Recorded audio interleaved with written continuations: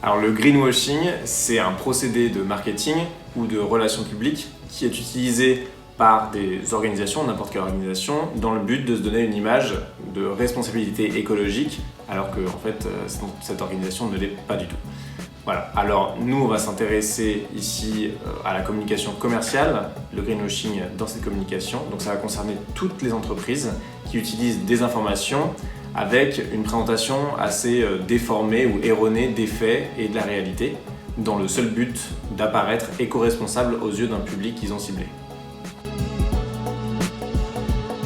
Oui, alors il y a plusieurs pratiques qui sont assez répandues, je vais vous en citer 3-4. La première, c'est la promesse disproportionnée. Alors je vais prendre un exemple, un produit que je peux vendre comme végétal et à l'intérieur duquel il n'y aurait que à peu près 20% de matière végétale. Ici, on est sur du greenwashing. La deuxième, c'est le manque de transparence ou le manque d'information sur un produit. Par exemple, je peux afficher un label et il n'y aurait aucune méthodologie disponible pour ce label. Une autre pratique courante, c'est d'avoir un visuel un peu trop suggestif par rapport à la réalité du produit.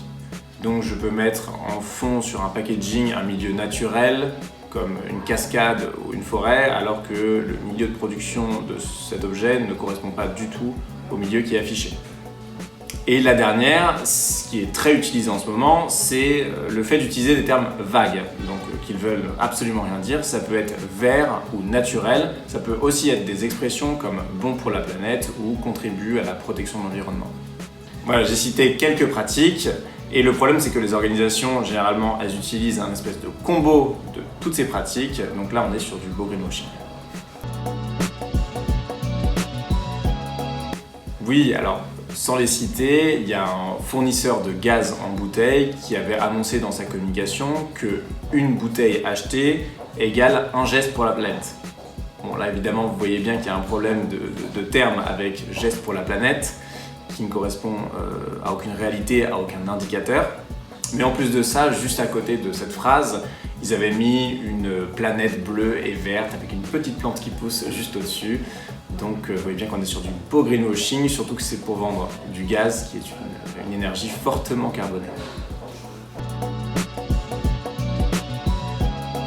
À chaque épisode, je vais vous présenter un thème dans lequel le greenwashing n'est jamais très loin. Donc je vais vous expliquer comment ne pas tomber dans les pièges, mais aussi comment éviter d'en faire vous-même. Donc rendez-vous au prochain épisode.